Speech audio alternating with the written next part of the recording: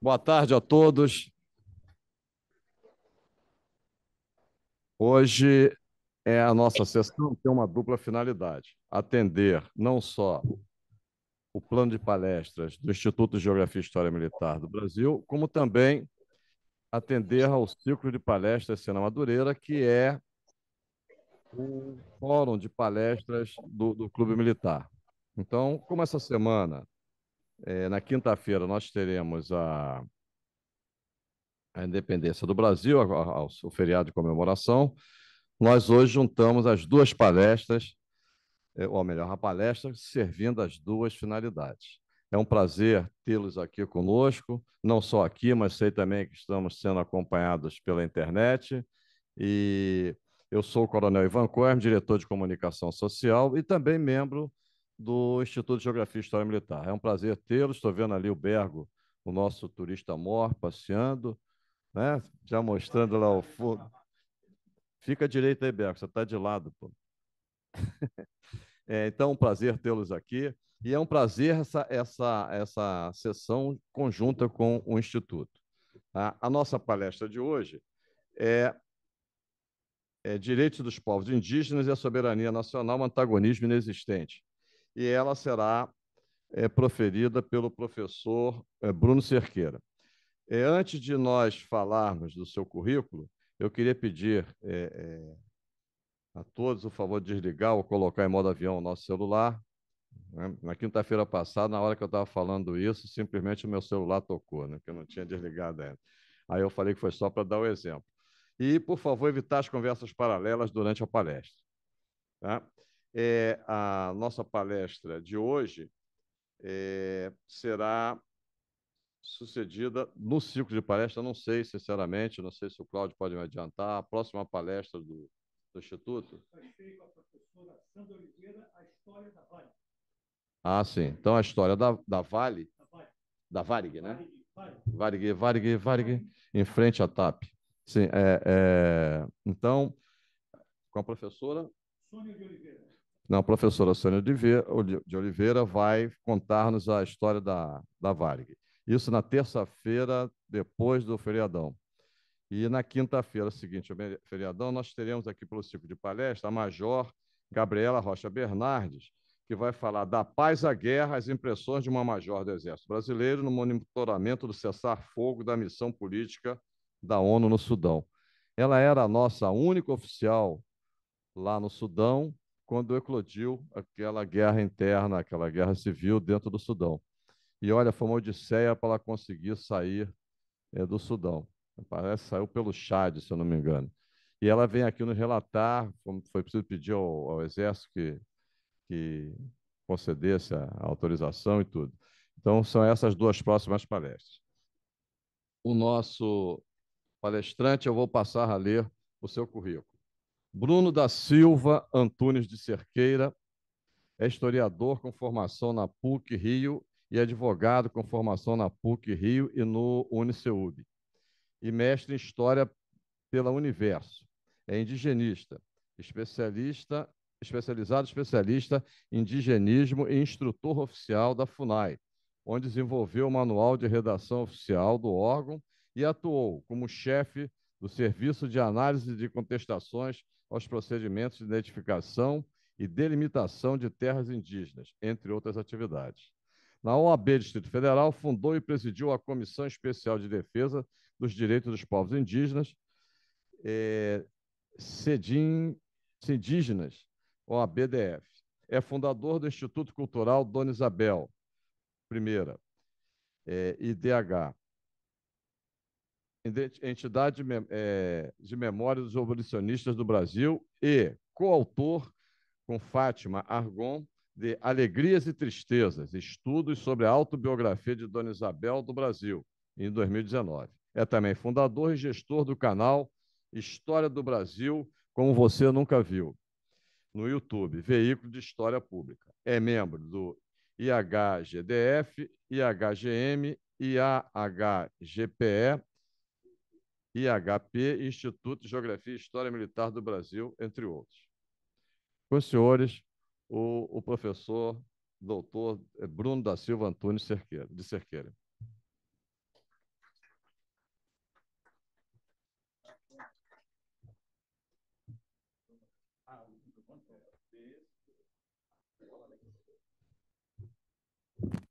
Boa tarde, senhoras e senhores, todos me ouvem bem? Aqui e ali também.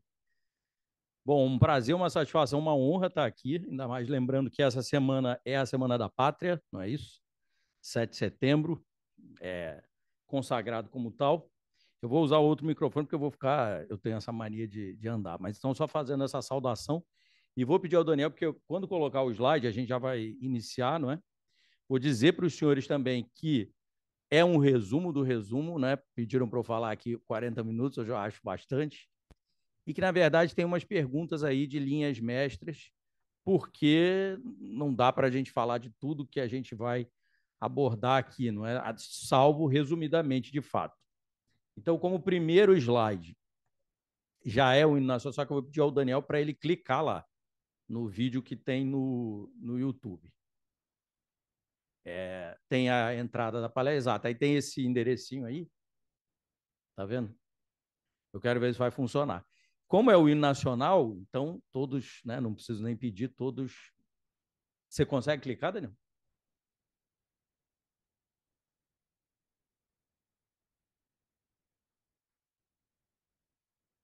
Ah, tá, vai ter que copiar e colar ali. É o hino nacional em ticuna. Mas então vamos ouvir, não é? Em posição de respeito, que é o hino nacional, Semana da Pátria. Mas é o início da palestra. Vou colocar aí.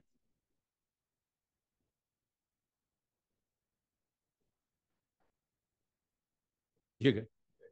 Sim, sim. Bom.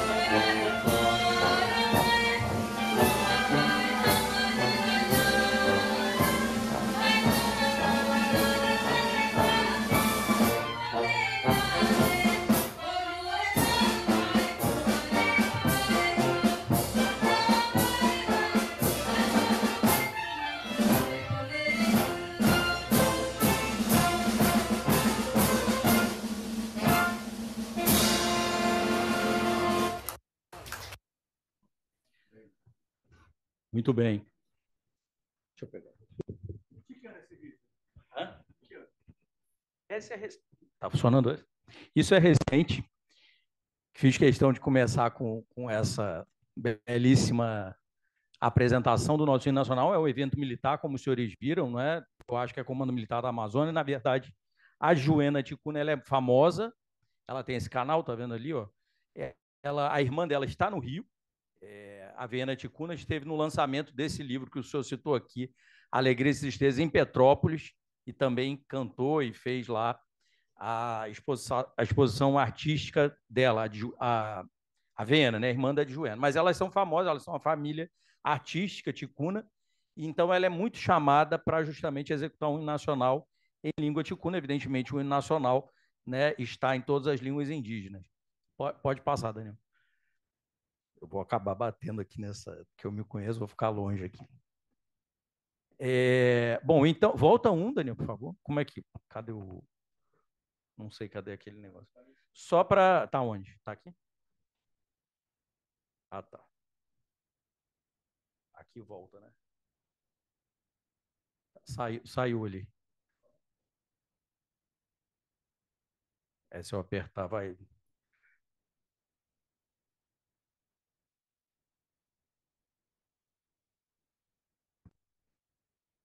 Só para apresentar o nome da palestra para os senhores, que é... Bom, não precisa voltar, não. Direitos dos povos indígenas e soberania... Tem um celular aí tocando. Direitos dos povos indígenas e soberania nacional, antagonismo inexistente. E aí tem uma imagem do Benajor Erra, Rupni Metuktire, mais conhecido nas mídias aí por todo mundo como Raoni, de fato. Na língua dele, Mebengokre, que a gente chama genericamente de Caiapó, que é um nome de terceiros, né, dado a eles, né, que significa comedor de macaco. Na língua dele, esse título, não é? E tratamento, Benajor Erra, significa que ele é o chefe verdadeiro, quer dizer, a gente diria um etnarca, não é? O comandante de uma etnia, na verdade, os Kayapó, genericamente chamados, são mais 6.000 pessoas, mas ele tem o simbolismo de chefia deles todos, mas claro que não é o caso, cada comunidade dentro tem o seu líder, não é? E aí esse título é o que ele detém, e ele é o símbolo maior desse cacicado antigo que a gente tem na memória em relação ao tempo da colônia, ao tempo do império, que são esses, hoje as coisas mudaram muito, mas que eram esses caciques hereditários, não é? Que para os portugueses eram chamados de principais, que significa príncipe, na verdade, né? Na mentalidade portuguesa quinhentista ou espanhola, enfim. Bom, aí minha classificação, aí pode passar, ou eu passo, né? Porque ele me deu um negócio para passar aqui, eu vou ficar pedindo. Espera aí, vamos ver se vai funcionar. Bom, vamos lá.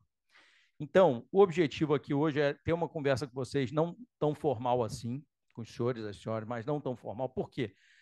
Porque, na verdade, tentar descontrair um pouco minimamente, porque é muito conteúdo, não é? A minha ideia, ao propor esse tema, foi porque o general Bergo, o Daniel já tinham falado comigo, para então falar, porque existe muito mais desinformação do que informação sobre essa realidade, seja dos direitos dos povos indígenas, seja do indigenismo estatal, seja daquilo que se acredita que o indigenismo propicie em relação à soberania. Porque não é bem assim como a gente vai falar aqui, mas eu entendo as razões pelas quais as pessoas acreditam que isso é um dos pontos, né? Que haja um déficit de soberania em algumas partes do Brasil, mas isso não tem a ver somente com a causa indígena, né? Isso tem a ver com muitos fatores, né?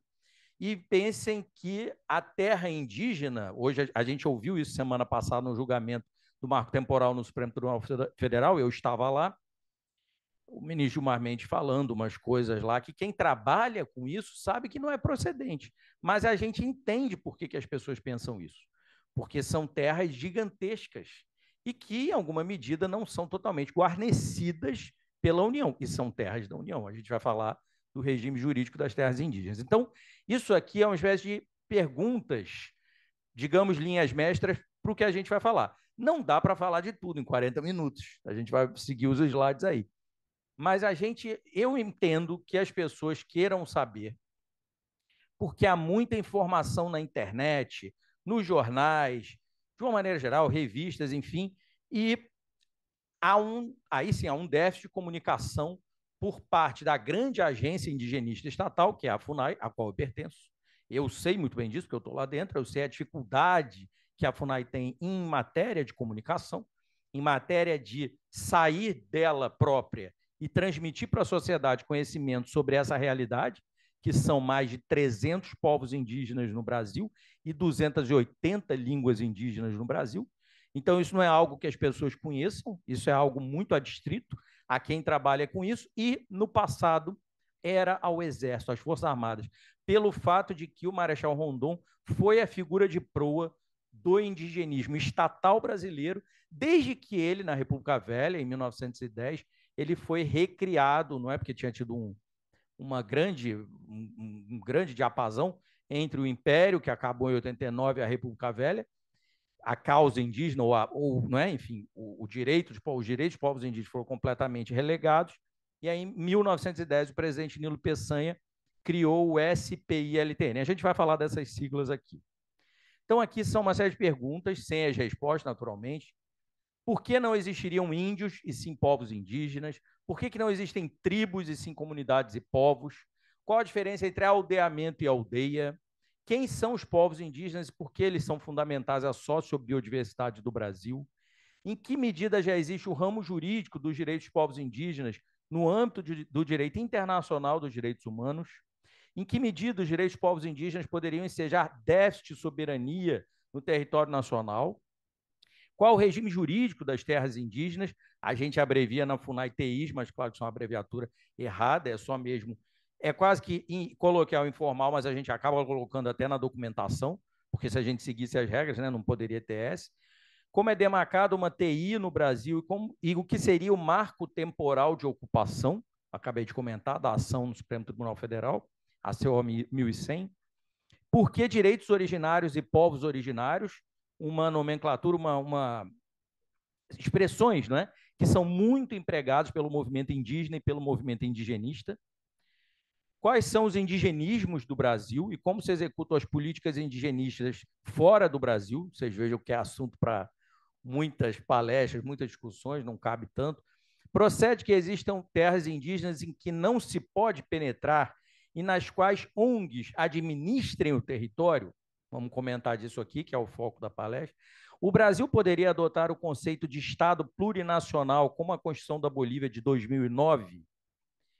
E, por fim, por que é vedado promover garimpo ou mineração e extração de madeira em terras indígenas? Então, são perguntas, não é? Linhas para o que a gente vai falar. Uma ou outra poderá eventualmente não ser claramente respondida, vão entrar nos itens e depois os senhores vão poder livremente me perguntar, e também quem estiver em casa. Aqui eu já não vejo mais quem está em casa, então, mas tudo bem. Vamos lá, vamos passar. O grande debate civilizacional brasileiro atual, eu imagino que para muita gente, não só os cientistas sociais e humanos, mas para muita gente eu penso que seja o que é índio, não é? Porque se ouve muito falar disso, fala índio, índio, índio, por que toda hora se fala disso? Se afinal de contas nós somos mais de 200 milhões de brasileiros e a gente só tem 1,5 milhão de indígenas, eles não chegam a 1% da população nacional brasileira como um todo, não é? Muita gente pensa então que uma política indigenista que tenha por objeto os povos indígenas, não é? Não poderia ser tão exagerada. É muito comum se dizer assim, é muita terra para pouco índio. Isso é uma coisa que a gente ouve muito na FUNAI. Não é bem assim, não é? Porque tem que diferir todos esses assuntos, né? Povos indígenas, de terras indígenas, não é? As terras indígenas são bens da União, a gente vai chegar nesse ponto. E uma outra questão é, o Brasil, ele está num contexto internacional. O Brasil aderiu oficialmente não só a esse Pacto Internacional de Direitos Civis e Políticos que a gente vai falar aqui, mas a tudo quanto é tipo de convenção, seja a OIT, do sistema ONU, não é? O Brasil aderiu a todos os grandes tratados internacionais de direitos humanos. Tendo em vista isso, como nós somos signatários nós aprovamos as resoluções desses tratados, e elas dizem aquilo ali, não é? Como a resolução 2200 da ONU, que aprovou o Pacto Internacional, artigo 26, todas as pessoas são iguais perante a lei e têm direitos sem discriminação alguma, a igual proteção dela, da mesma lei. A respeito, a lei deverá proibir qualquer forma de discriminação, né, em base em raça, cor, sexo, língua, religião, tudo que a gente sabe. Artigo 27. Nos estados em que haja minorias étnicas, religiosas ou linguísticas, as pessoas pertencentes a essas minorias não poderão ser privadas de ter, conjuntamente com outros membros de seu grupo, sua própria vida cultural, de professar e praticar sua própria religião e usar sua própria língua. Nós não só aderimos a esses tratados, como os assinamos, né? E nós introjetamos no nosso direito pátrio todas essas obrigações que são legais. Nós somos obrigados a cumprir isso que a Constituição, evidentemente, coloca no artigo 231, a gente vai ler aqui também, mas, sobretudo, o direito, né, a teoria de direitos, dos direitos humanos dentro do direito internacional, que, aliás, nasce justamente por causa dos povos indígenas no século XV para o XVI, no grande encontro civilizacional que se dá entre os europeus, espanhóis, portugueses e os ameríndios. É exatamente ali que nasce não só isso que a gente chama de direito internacional, direito da gente traduzido para a época pelo pensamento do Frei Francisco de Vitória, mas também os direitos humanos, tal como a gente depois vai desenvolver. A teoria continua em franco desenvolvimento. Então, o que se passa e aí eu coloco como esse primeiro item, a necessidade absoluta de humildade na abordagem sobre direitos dos povos indígenas. Porque nós pensamos isso, não é? De uma forma errada, claro. A gente pensa, se os indígenas são um pingo de gente no cenário brasileiro, não é? Se somos 200 e tantos milhões e eles são 1,5 milhão de gente, por que eles têm, é isso que ampla parcela da população, sobretudo a menos formada, que tem menos formação, por que eles têm direitos mais do que os outros têm? É assim que, em geral, se diz. E não é bem assim. Os indígenas, como a gente está vendo do ponto de vista jurídico-legal, do ponto de vista da teoria também, não é? Os indígenas não é que eles tenham mais direito, é o contrário disso.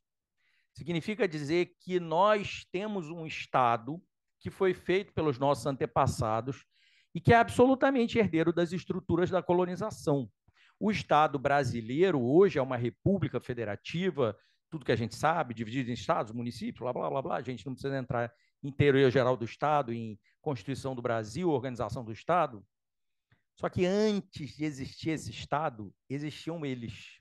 Eles estavam antes. Por isso que também o Marechal Rondon dizia, e todos os antigos indigenistas ligados às Forças Armadas diziam, os primeiros brasileiros. Claro que isso é um anacronismo e é algo impressionista, mas por que, de fato, em primeiro lugar, não tem índio? Porque índio é uma caricatura do indígena. Índio não existe. Índio é a ideia de que você estava indo para as Índias, não é? E se deparou com um torrão de terras gigantescos, parou e viu novos índios, diferentes índios daqueles que você pensava encontrar lá.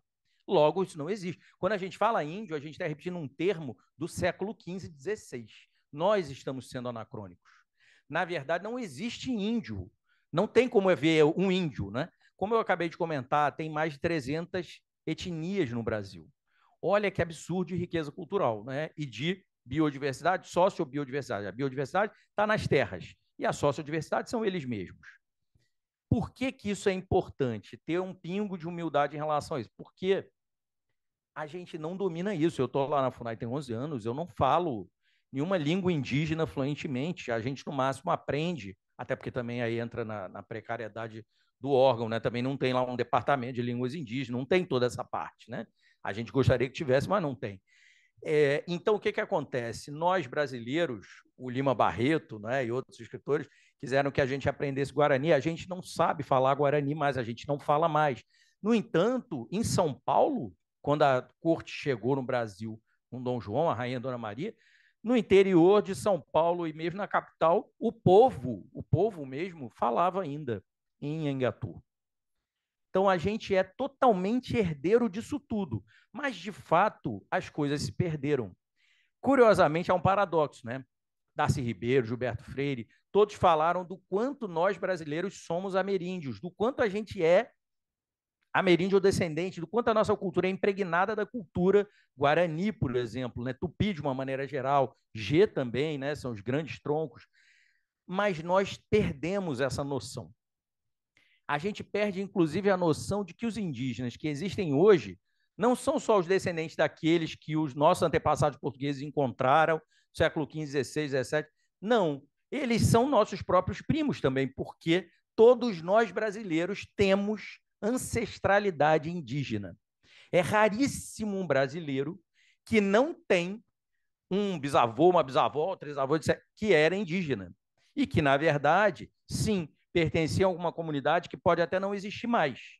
Então, por exemplo, eu estou aqui, né, sou do Rio, Niterói, tenho antepassados indígenas, eu posso não ter mais um tetravô, uma tetravó goitacás, mas eu sei que eu descendo.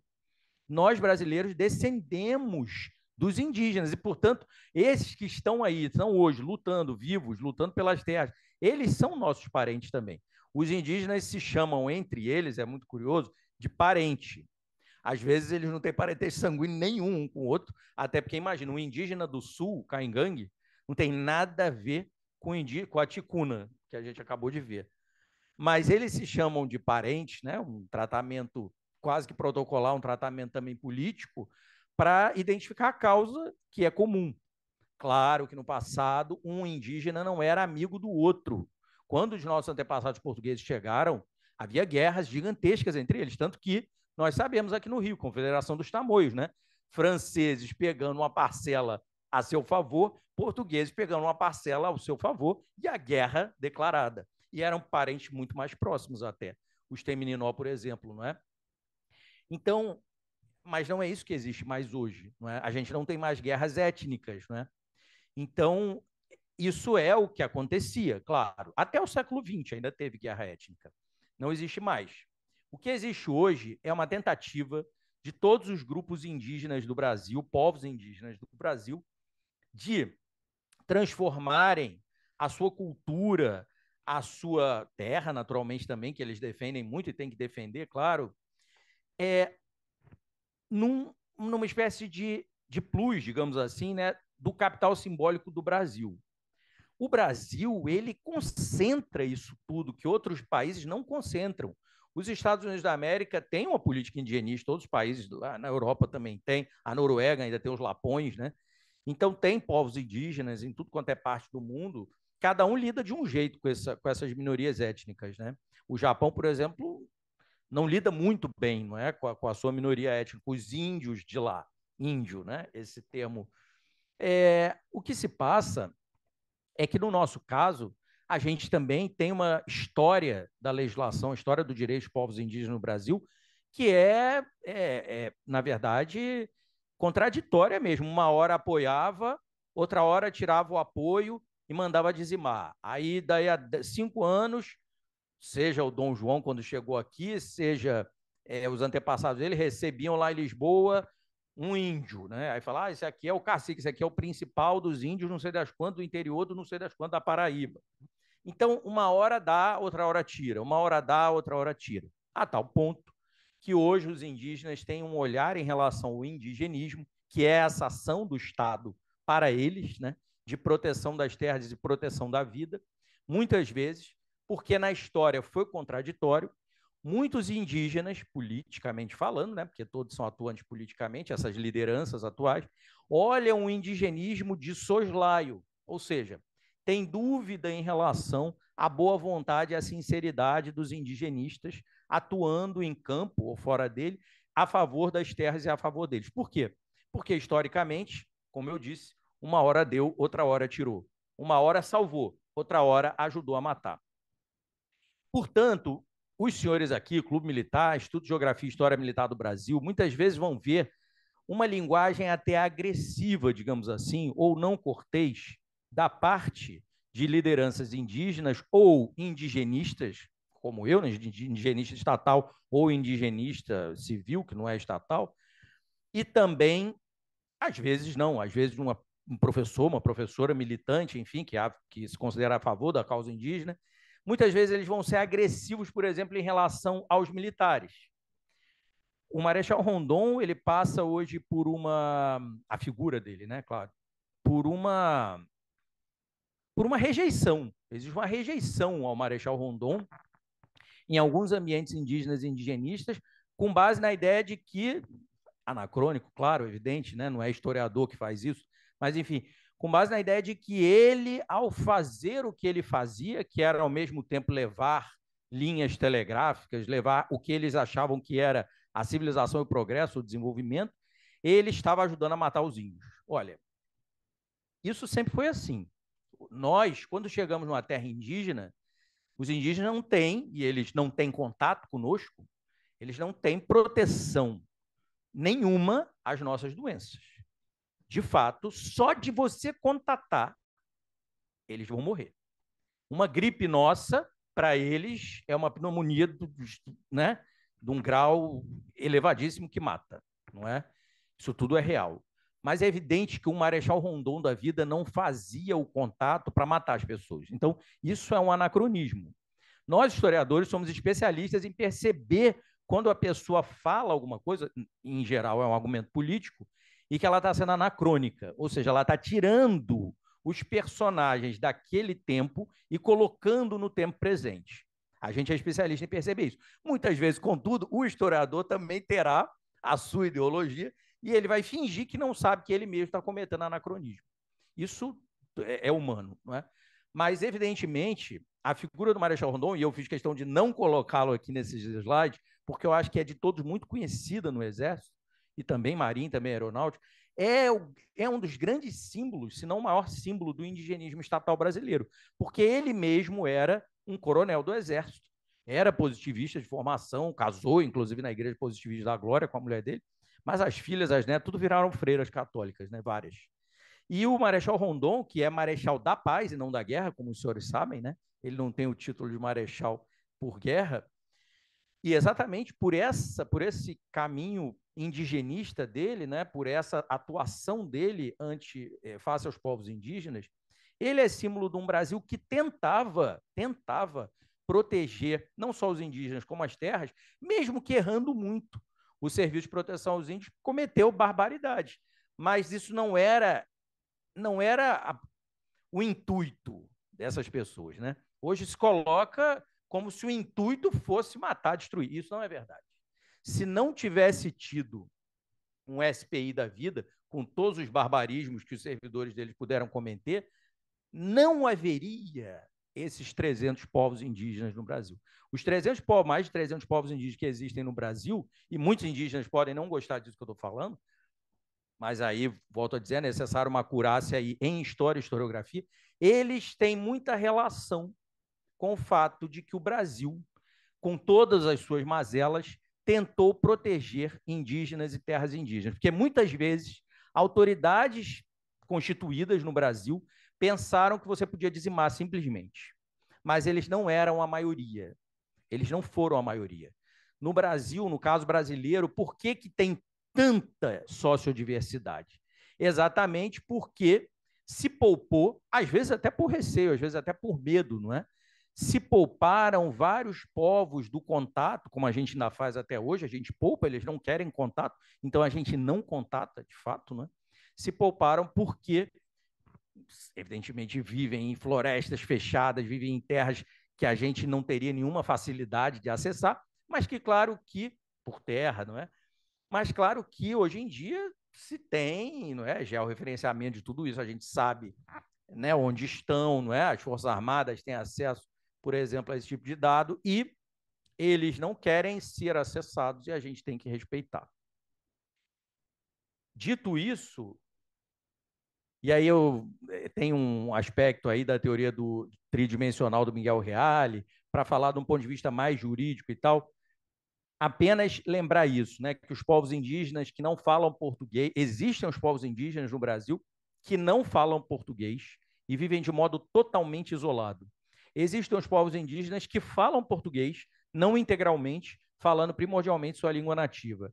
Existem povos tradicionais que não somente os indígenas, que os indígenas são, né, de fato, os povos indígenas, a gente difere dos povos tradicionais, né? Embora no senso comum ache que mais ou menos seria a mesma coisa. mas não é bem assim. O povo indígena, o povo nativo, autóctone, como a gente fala numa linguagem técnica mais rebuscada, é um povo aqui, ancestral, já estava aqui com a chegada dos europeus colonizadores.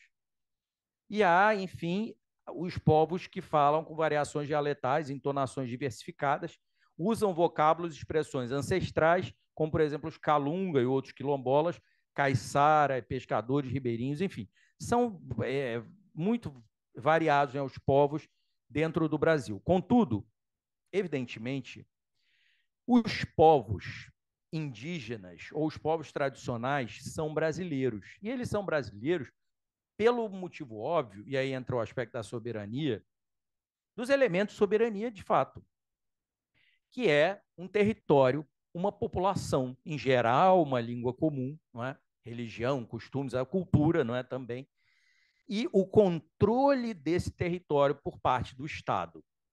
Quando a gente chega na África e diz, tem uma expressão em relações internacionais, failure state, né? Você chega na Somália e vê que penacos imensos do território não são administrados pelo Estado, e sim por milícias. Aliás, aqui no Rio de Janeiro, infelizmente, a gente também tem isso, né? Na cidade. Então, a gente entende o seguinte, nem todo o território é administrado pelo Estado. No caso do Brasil, a gente pensaria, né? Então, o Estado Nacional Brasileiro, a República Federativa, não é? Ela não administra plenamente todo o seu território, isso incluindo as fronteiras, né? Imagina se a gente for pensar isso. E aí a gente pensa muito nessas terras indígenas. As pessoas dão argumentos impressionistas. São terras que são verdadeiros países. Sim, claro, evidente. As terras indígenas são terras que entendam que no passado, quando os europeus chegaram, todo o território que hoje é o Brasil estava ocupado por indígenas, né? Se a gente fizer há esses estudos, tentativa de dizer qual é, numericamente, qual era o quantitativo de indígena, não é? Se você disser que onde está o Brasil, não é? O Brasil é obra do século XIX, né? O território luso-americano que vai virar Brasil. Não existia antes, não é? Se você disser, quantos indígenas tinham? Nossa, você pode pensar, tinham 3 milhões, 4 milhões, 5 milhões. Certamente, para aquela época, não é? É hoje uma coisa absurda comparar com o que existe hoje, né? Quer dizer, hoje, numericamente, é 1 milhão de vezes inferior, né? Claro, não é nessa ordem, eu estou só... É impressionismo isso. É muito inferior ao que existiria, não é? Se eles, de fato, tivessem ficado aqui e os portugueses só tivessem chegado no século XX ao invés do século XV e XVI. Bom, isso para a gente ter noção, portanto, de que nós somos uma maioria de não indígenas, ok, é evidente, não é? Mas porque houve o que os movimentos indígenas e indigenistas chamam de genocídio. Aí fala assim, nossa, é um termo muito forte, não foi assim, os portugueses não foram tão maus como os espanhóis, e nem tão pérfidos ou cínicos como os ingleses. Não, não é bem assim, a questão é, toda colônia não tem essa coisa que o Caio Prado imaginou, colônia de exploração, colônia de povoamento, não tem nada disso. Toda colônia é de exploração. Não tem nada disso, não tem nada disso. Porque os Estados Unidos foram de povoamento e o Brasil foi de exploração. Mentira, lá também tinha exploração da Inglaterra. Não é à toa que fizeram a independência, né? Não existe isso. Toda colônia, por definição, é um território de uma potência que domina e sujeita aquele território. Quem está dentro daquele território é sujeitado. É absolutamente. Se você se contrapuser, fizer uma rebelião, a metrópole vai te esmagar. Mas isso independe do povo. Não existe. Isso é uma fantasia que a gente cria de achar que um povo foi bonzinho, o outro foi mau. Isso tem a ver, evidentemente, com os nacionalismos do século XIX, que você tinha que demonizar outra nação para a sua ser a boa. Não existe. Todas foram coloniais e foram pérfidas na administração. Contudo, volto a dizer, antes eu tinha falado, parece até uma contradição, e não é, né? Eu tinha falado, mas por que tem tantos povos indígenas aqui no Brasil? Em outros países que tiveram colonização tem muito menos. Por que nos próprios Estados Unidos da América a política indigenista foi diversa e lá se matou com dolo, com vontade, não é? Muito mais povos indígenas do que aqui. Sim, aí a história explica. Tem cada povo, cada país tem uma história. A história explica por que disso tudo. Sem dúvida, aqui no Brasil, a forma de lidar com a diferença, com a chamada tolerância dos termos atuais, claro que você não fica falando em direitos humanos do século XV, XVI, mas a própria influência jesuítica, não é? Isso fez com que nós, de fato, tenhamos tido muita guerra, muita matança, muita dizimação, corrimento, como se chamava, descidas, tudo isso, mas mesmo assim, as comunidades, os povos tenham se mantido. A resistência deles, a resiliência deles, as congratulações vão para eles, mas, logicamente, existiram homens aqui, a gente está colocando o João Mendes de Almeida Júnior, existiram homens e mulheres no Brasil que não eram indígenas e lutavam pelos direitos dos povos indígenas. Essas pessoas não podem ser esquecidas, porque é outro anacronismo isso também. A ideia de que, sem essas pessoas, teria hoje em dia o que a gente tem em matéria de sociobiodiversidade. O João Mendes de Almeida Júnior é o autor dessas expressões que hoje em dia são as mais comuns no ambiente indígena e indigenista, que é direitos originários, povos originários, como todos enfim, a militância indígena fala. Ele que disse isso. Ele viveu na transição do século XIX para o XX.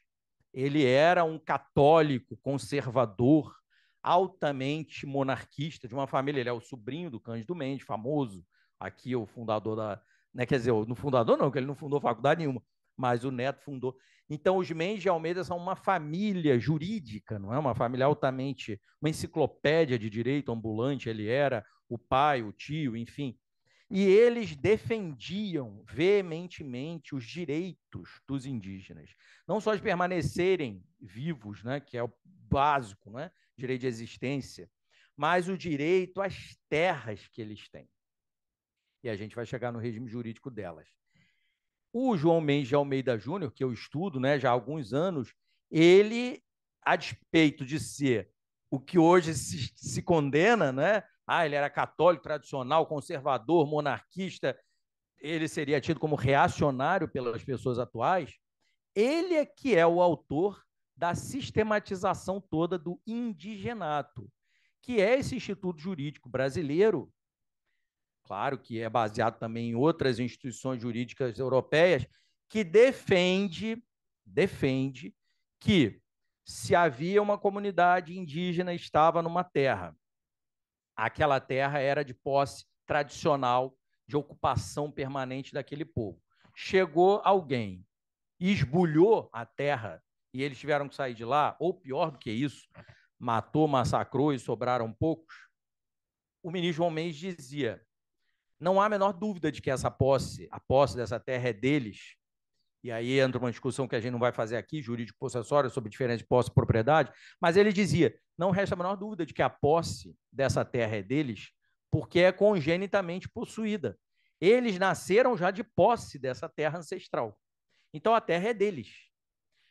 Claro que, porque ele filosofou isso tudo, ele era um teórico do direito, não tanto um filósofo, claro que a Constituição de 1934, ao colocar lá o artigo 129, dizendo que essa posse tinha que ser protegida e que os indígenas não poderiam alienar essas terras, até porque, se eles tivessem propriedade, eles alienariam, e uma vez alienando, eles iam perder as terras, né? Como nos Estados Unidos ocorreu muito. Então, ele dizia, essa posse é diferenciada completamente de uma posse civil comum. Ela não é uma posse civil. Tem figuras, né, do direito. Então ele falava, a posse indigenata, ela tem ius possessiones e ius possidendi, quer dizer, você tem as duas coisas. Você protege de uma tal maneira essa posse que ela é superior mesmo à posse civil comum, que depende do título cartorário, depende da manifestação do poder executivo, enfim, nos seus órgãos, né, registrais, notariais, que, né, tem conexão, obviamente, com o Poder Judiciário, né? Ele dizia, não é essa posse, a posse indígena, né? A posse indígena é congênita e original. O direito que eles têm a essa posse é originário. Hoje em dia se fala o tempo inteiro aí em originário. Então é só para saber de quem surgem essas coisas que se falam, não é? Isso não é de hoje. Isso não é de hoje. Ah, agora então estão dizendo que os índios têm um direito. Não é, não é. Isso ele diz, ele lembra, o João, que isso é desde a colonização. Os reis de Portugal, os reis da Espanha, enfim, os europeus que chegaram, não é? Os colonos podiam até ter aquela sanha de destruir tudo, de tacar fogo nas aldeias, matar os índios, queimar os indígenas, matar, né? Enfim, sequestrar, estuprar, como hoje se fala muito, né? Ok, é real. Mas havia lei, havia lei. Havia, não era sem lei, né? Os colonos podiam querer que não tivesse lei, mas tinha lei. Então emanava dos monarcas europeus a lei, como a gente sabe. E ele, então, com base nesse próprio direito reinol que ele dominava, ele dizia: olha, a posse, essas terras, foram protegidas por inúmeros instrumentos legais da época. E nós temos que continuar a proteger. Porque ele, claro, era católico, aceitava a evangelização e achava que a gente deveria continuar a evangelizar todo mundo, né, a figura do cristão no mundo, mas com a proteção. Como, aliás, José Bonifácio de Andrade e Silva também pensava. André Rebouças também pensava. Os grandes pais fundadores da nacionalidade brasileira que se preocuparam com os povos indígenas achavam isso. Você vai torná-los nacionais brasileiros, não é? Enquanto a gente vai se fazendo uma nação, mas eles têm que ter o direito à terra deles, não pode esbulhar, não pode roubar a terra deles, não é? E eles têm que ser respeitados na sua diferença. Isso é algo que o Marechal Rondon vai ter levado a vida inteira. Aqui eu não vou ler para os senhores, porque é extenso, né? Mas a Constituição de 1988, no artigo 231, no artigo 232, criou, não é, um capítulo à parte, chamado Dois Índios. Tem, sem dúvida, esse... Agora a gente vai achar um anacronismo, né? Isso aqui é 1988. Os indígenas, de fato, ainda eram comumente chamados de índios. Na verdade, o indígena ele ainda usa o vocábulo índio. Ele mesmo usa para se autodefinir de um ponto de vista político, porque se ele ficar dizendo eu sou ticuna, eu sou mebengocrê, eu sou como? Yanomami, né? Cari de Chocó, eu sou chucuru, eu sou... Na verdade, às vezes, a comunidade, essa coisa da comunicação e comunidade de sentidos, né? Como o professor José Murilo falava. Às vezes, a pessoa que a audiência dele não vai entender nada, né? Se ele disser, eu sou índio, e ele estiver, sobretudo, trajado com adornos, né, indígenas, que a gente vai compreender que são indígenas, não é? Você entenderá. Contudo, é um termo já considerado anacrônico. A Constituição coloca e a legislação ainda contém, mas a ideia, claro, é de renovação. Então, esse capítulo foi fundamental em 1988 para a proteção dos indígenas e o reconhecimento, olha lá, o caput, né? São reconhecidos aos índios sua organização social, costumes, línguas, crenças e tradições e os direitos originários sobre as terras que tradicionalmente ocupam, competindo a União, demarcá-las, proteger e fazer respeitar todos os seus bens. E aí, isso aqui é o puro indigenato do ministro João Mendes de Almeida Júnior. Isso aí, o caput, né? E fora o que vem depois. Então, as terras indígenas, não é, são uma grande riqueza do Brasil, não é? Não estou falando da riqueza mineral do solo, subsolo, não estou falando disso. Claro que existe isso também, mas elas são uma grande riqueza da origem do Brasil, da história do Brasil, da cultura do Brasil e, evidentemente, da ecologia do Brasil. As terras indígenas são como se fossem mantostões ao contrário, não é? Elas são grandes e gigantescas reservas ambientais. Às vezes, inclusive, uma unidade de conservação federal, uma unidade de conservação estadual, ela está sobreposta, muitas vezes, a uma terra indígena. Então, você tem a jurisdição territorial federal brasileira, porque a terra indígena é bem da União, não é, portanto, é uma propriedade da União, não é daquele povo indígena, não pode alienar, não pode vender, não pode arrendar, e as unidades de conservação federal, estadual, né, estão sobrepostas. Você tem um parque ecológico, não sei o quê, reserva, não sei o quê, tem todos aqueles tipos, não é, de jurisdição protetiva, não é, de tutela daquele naco, né, daquela terra. Essas terras, não é, tá lá, parágrafo 2º, as terras tradicionalmente ocupadas pelos índios destinam-se à sua posse permanente, cabendo-lhes o usufruto exclusivo das riquezas do solo, dos rios e dos lagos nelas existentes. Isso aí é um avanço, não é? A ideia de que nós, claro, as terras indígenas são bens da União, e elas serão, não é, e são, e devem ser protegidas e mantidas pela União, óbvio. Mas ali está se dizendo o seguinte: os indígenas têm direito também ao que eventualmente for produzido naquela terra relativo a riquezas minerais, como ali vai se falar, etc, etc. Não é? Parágrafo 3º.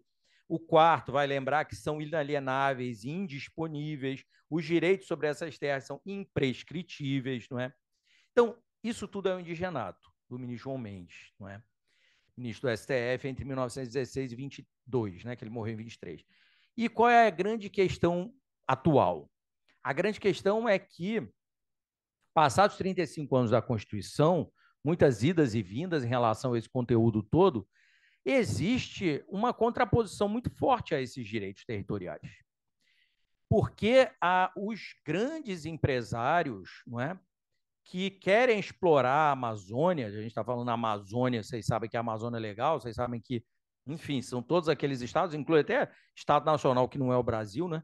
É claro que se sabe que ali existe muita riqueza de minério, por exemplo. Então, é claro que há um interesse gigantesco de mineradoras na exploração. Eu não vou entrar no mérito aqui na discussão, porque a gente não está falando disso, mas o interesse tem a ver exclusivamente com o lucro. Não tem nada a ver com... Ninguém quer explorar uma terra indígena, extrair minério dela, pensando no bem-estar da população indígena. As pessoas querem pensar no que elas vão ganhar de lucro, dinheiro. Efetivamente é o dinheiro, né? Dizia São Paulo Apóstolo, o amor ao dinheiro é a origem de todos os males, né? Não é por humanismo cristão que as pessoas querem explorar a terra indígena. Agora, outra coisa completamente diferente da gente saber o porquê das pessoas quererem explorar é a realidade fática envolvente. Quer dizer, de fato, nós vivemos no capitalismo. E no capitalismo existe uma propensão a você produzir e ampliar capital, né? Retirar, não é, das coisas o máximo que elas possam oferir de lucratividade. Quantos minutos? Já deu 40? Meu Deus, eu falo muito. Então vamos passar aqui. A exaltação, já comentei com os senhores, da Constituição de 88, Constituição Cidadã, enquanto marco civilizatório para os direitos dos povos indígenas no Brasil. A política indigenista e os direitos dos povos indígenas, também já comentei, uma hora, muita colisão, não é, de direitos e de deveres, não é, do Estado em relação a esses indígenas, não é? A perda do horizonte das terras indígenas com a Constituição de 1891, que disse que as terras devolutas, né, da União estariam passando para o Estado Federado, e, na verdade, se compreendia que terra indígena era terra devoluta. Então, isso aqui ocasionou uma balbúrdia gigantesca, não é, do ponto de vista jurídico-legal, e essas terras foram doadas aí para imigrantes, né, no caso do Brasil, de tudo quanto é procedência. Então, sim, muitas pessoas estão, às vezes, em terras indígenas porque o bisavô recebeu aquela terra e a pessoa não sabe, e haverá o conflito, e esse conflito tem que ser dirimido, não é? Aí os órgãos indigenistas que a gente tinha comentado, né? 45 no século XIX, as diretorias gerais dos índios dentro de cada província. 1910, o Serviço de Proteção aos Índios de Localização dos Trabalhadores, foi quando o Coronel Rondon foi a ele dado esse governo desse CSPI. 18, a mudança de nome. 67, Fundação Nacional do Índio, extingue o SPI. 2023, muito recente, portanto, a FUNAI passa a se chamar Fundação dos Povos Indígenas e o Ministério dos Povos Indígenas é criado, não é? Um avanço, claro, juridicamente. A política indigenista e os direitos dos povos indígenas, aí tem um videozinho do canal meu, depois vocês podem ver. E só para finalizar, que eu acho que é o grande, enfim, o bi, né, daqui desse nosso encontro, uma coisa que os militares têm muita dúvida, comentam e, com alguma razão, não é? Reclamam que haveria, então, um déficit de soberania nas terras indígenas, que são bens da União, mas que é muita terra, em tese, 13% do território nacional brasileiro, que é lá na FUNAI, a gente sabe que é a metade disso só, que está perfeitamente homologada, finalizada, regularizada. Então, é importante entender a diferença entre uma ONG indígena, que é a PIB, a COIAB, a PUIME, a PINSUL, o CIR, uma ONG indigenista laica, né, que não é religiosa, um ISA, um CTI e tantas que existem, uma ONG indigenista religiosa, que é o CIMI da CNBB, da Igreja, a OPAN, a Missão Novas Tribos do Brasil, dos pentecostais e várias outras. Então, é necessário, para início de conversa, tipificar qual é a organização de que se está a falar. Depois, entender o objetivo dessa organização. Depois, entender se essa organização, de fato, aí é um assunto bem maior, não é?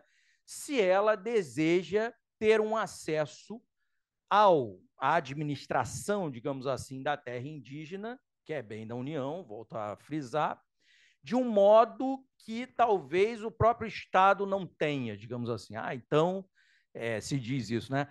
Os índios fizeram um pedágio lá, não sei das quantas, e não estavam deixando ninguém entrar. Aí a gente teve que pagar e tal. Bom, entrou, né? Porque se pagou alguma coisa.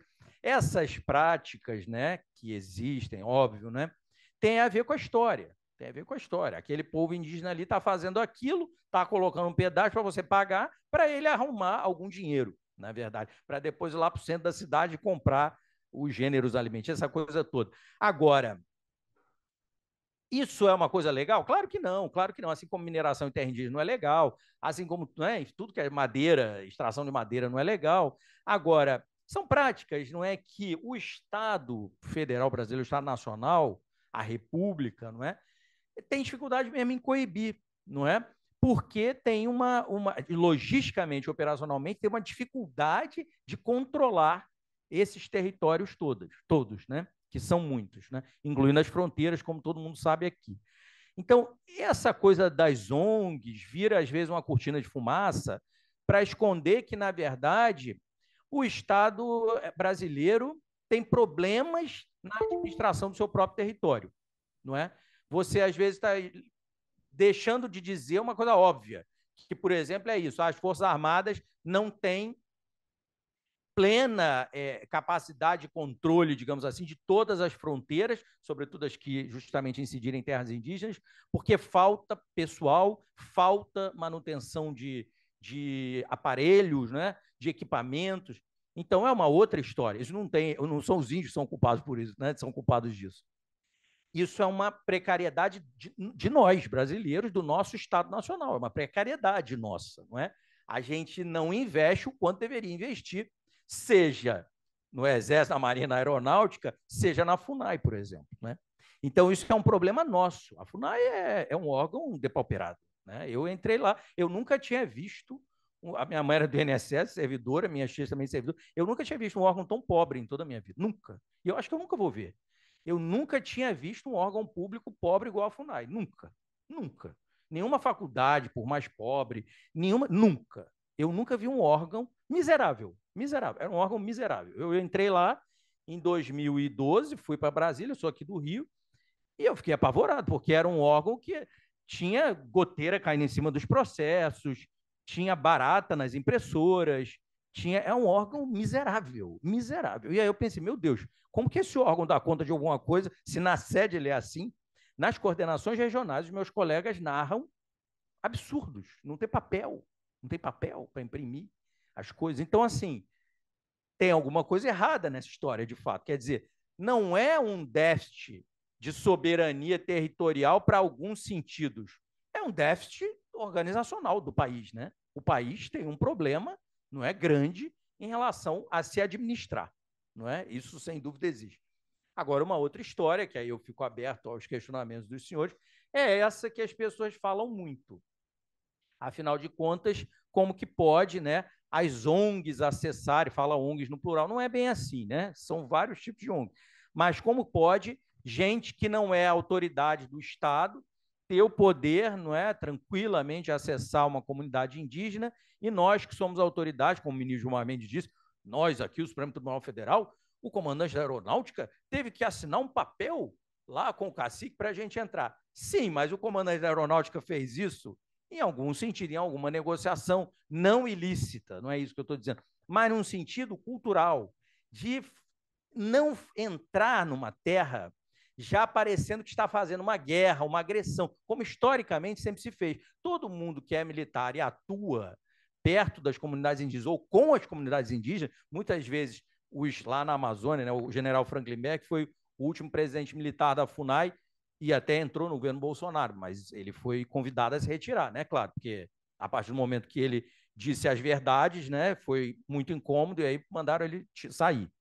E o general Franklin Berg de Freitas, que até tem uma ascendência indígena relativamente próxima, segundo ele dizia, ele mesmo comentava, né? Quer dizer, se você for lidar com os indígenas de modo ríspido, não é? Você também vai ter uma reação, não é? E lá na Amazônia, os militares, né, que servem na própria, vários são índios, né? Quer dizer, os indígenas são eles mesmos militares, né? Também, né? Então é necessário um tato, um cuidado, uma lianeza, não é, que falta. E hoje os discursos são muito inflamados contra eles. Naturalmente que eles recebem esses discursos como uma declaração de guerra, né? Já que estão dizendo que a gente não tem direito nem à nossa terra, então, já que a gente vai perder a única coisa que a gente tem, vamos partir para cima também. É mais ou menos isso, né? Bom, já falei muito, Daniel já me lembrou da hora, então agora eu vou ficar à disposição dos senhores aí.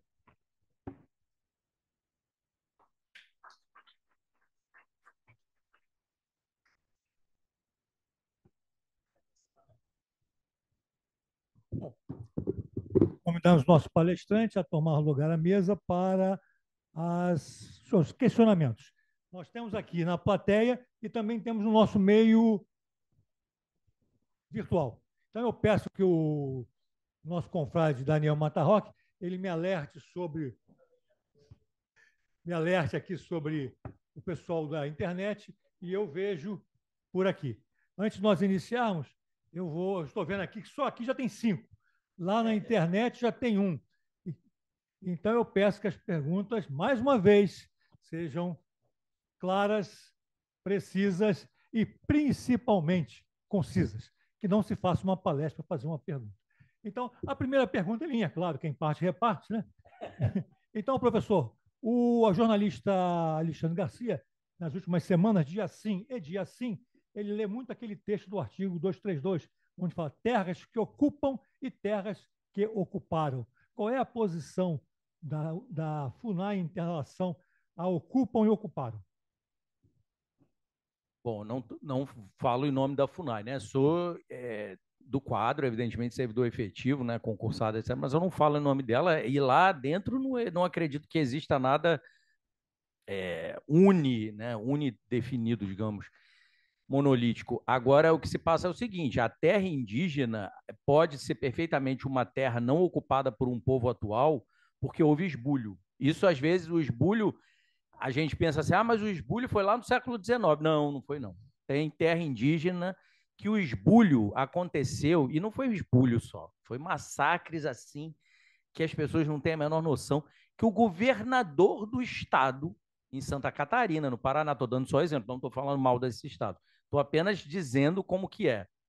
Às vezes o governador do estado mandou, né, oficiais lá do próprio estado fazerem isso na década de 1940. Não foi no século XIX ou no XVII. Então é uma coisa horrível a história, quando você vai estudar cada terra indígena e você vê o massacre que foi procedido para aquela terra não estar mais com eles, né? Às vezes é recente.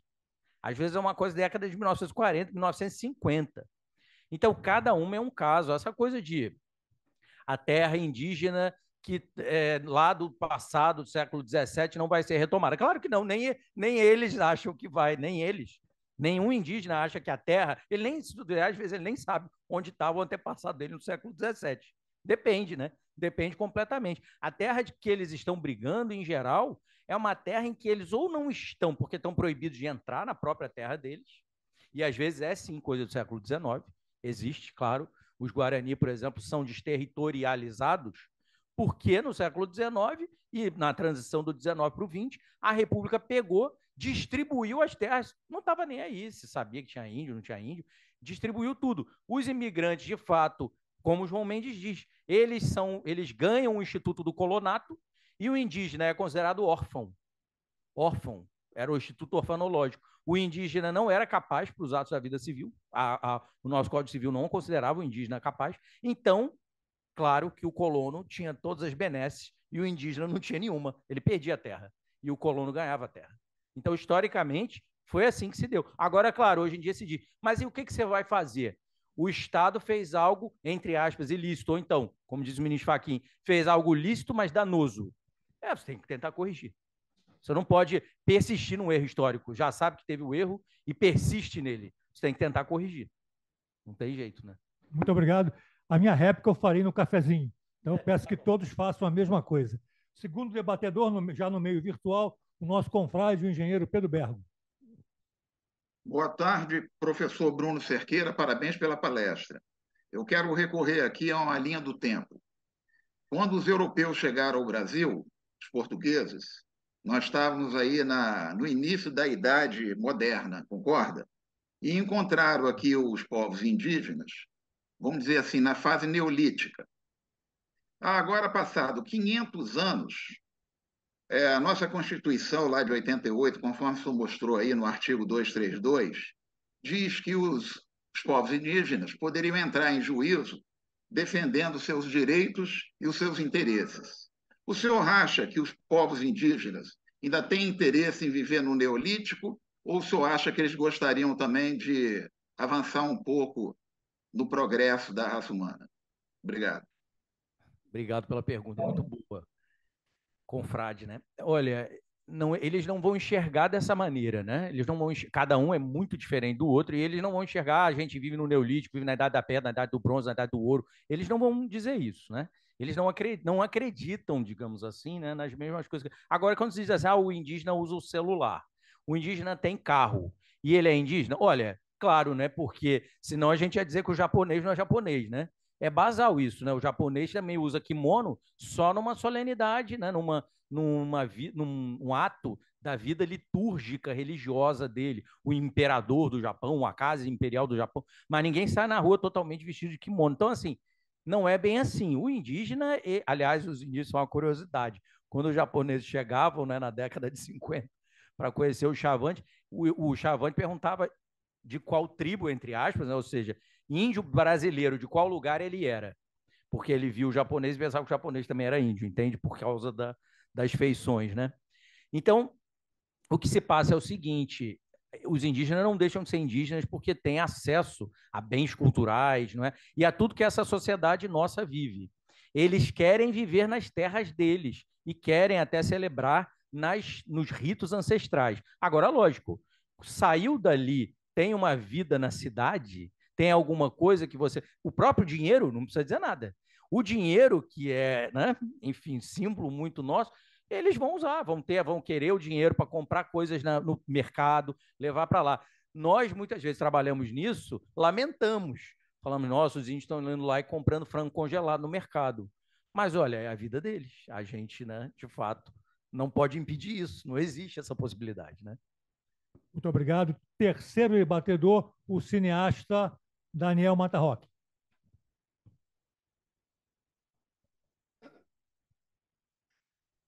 Bruno, eu já fiz essa pergunta a você antes, vou refazê-la porque sou insistente. Eu acho que muita gente aqui tem essa percepção, acho que tem um problema objetivo com o uso dessa terminologia povos indígenas, né, que nós já falamos, porque o direito internacional, a Carta das Nações Unidas, reconhecem a autodeterminação dos povos, né? Então, eles dizem que os povos têm direito a um governo próprio e a escolher a sua situação política. Isso, somado a essa questão da divisão das terras indígenas dentro do território nacional, né? Terras indígenas que são maiores do que países europeus e do que outros estados brasileiros, na sua visão, qual é o risco de que um país estrangeiro com ou sem a anuência dessas etnias indígenas, reconheça um povo e uma terra indígena como um Estado independente? Essa pergunta é muito boa, a gente já conversou e é muito bom falar disso. Não existe esse risco. Por que isso, né? Você está sendo poliana. Não é bem assim, não. A terra indígena no Brasil, ela não pertence ao povo indígena. Não pertence. Se ela pertencesse, eu diria que haveria risco. Por quê? Porque você desconfia do indígena, que ele vai ver. Não, é porque, de fato, a terra indígena, se ela pertencesse aos indígenas como propriedade, infelizmente, ela não teria, em grande medida, elas não teriam chegado até aqui, por alienação, né? Isso João Mendes falava muito. Ele dizia: os indígenas vão alienar, vão celebrar contratos leoninos e vão perder essas terras, né? Assim foi nos Estados Unidos, assim foi em vários lugares.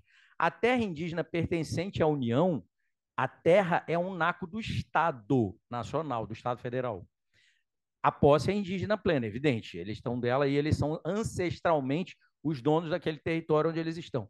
Mas eles não podem celebrar contratos internacionais, eles não podem celebrar nenhum tipo de contrato que tenha por objeto aquela terra. Eles não podem vender, não podem, inclusive, nem arrendar. Isso é feito ilegalmente, não estou dizendo que não haja. Mas não pode, a lei brasileira não permite. Então, falamos disso aqui, déficit de soberania dentro dessas terras.